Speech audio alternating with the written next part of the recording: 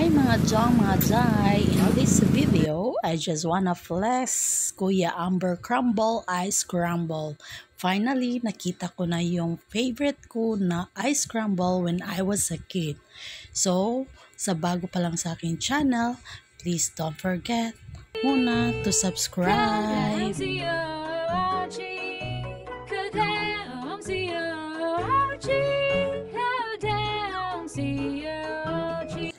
Sa dahilan na matagal na akong hindi nakakain nito, mga inzay, mga Jong, so pumila ako sa labas, sa office namin dahil andyan naman ang rolling store ni Kuya Amber na nagtitinda ng ice crumble. Sa gustong bumili, meron silang sizes na cup, like large for only 100 pesos, medium for only 80 pesos, and the small size is about 60 pesos. Sulit naman yung ice crumble niya dahil nga meron siyang mga toppings. Meron siyang ilalagay na marshmallow sa ibabaw ng ice shave. Meron siyang skim milk.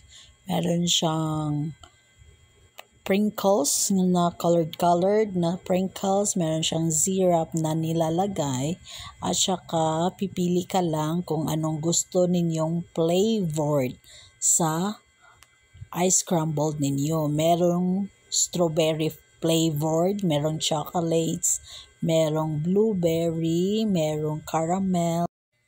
Kaya masasabi ko sa mahilig sa palamig, itong ice crumble is the best.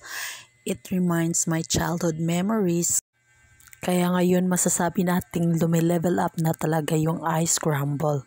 Dati ice lang at saka may syrup at saka may gatas at saka may konting flavored, sapat na sa ating mga bata, diba?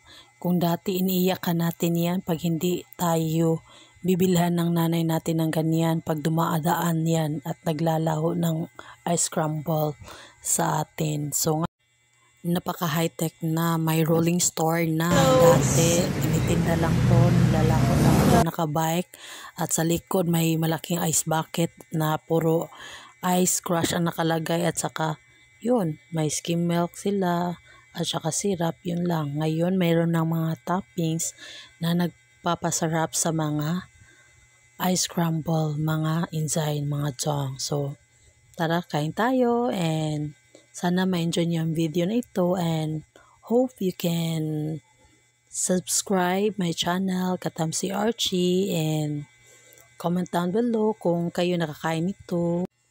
Isa ito sa mga Filipino sweet treats sa mga bata, diba? So sa mga fiestahan, meron mga ganito. So ito talaga yung binibili natin na gusto natin kainin, gusto natin malamigan.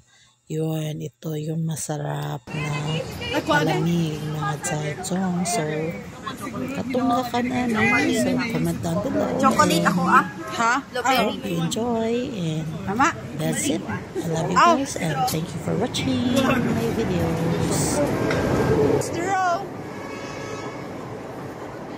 Salamat kuya.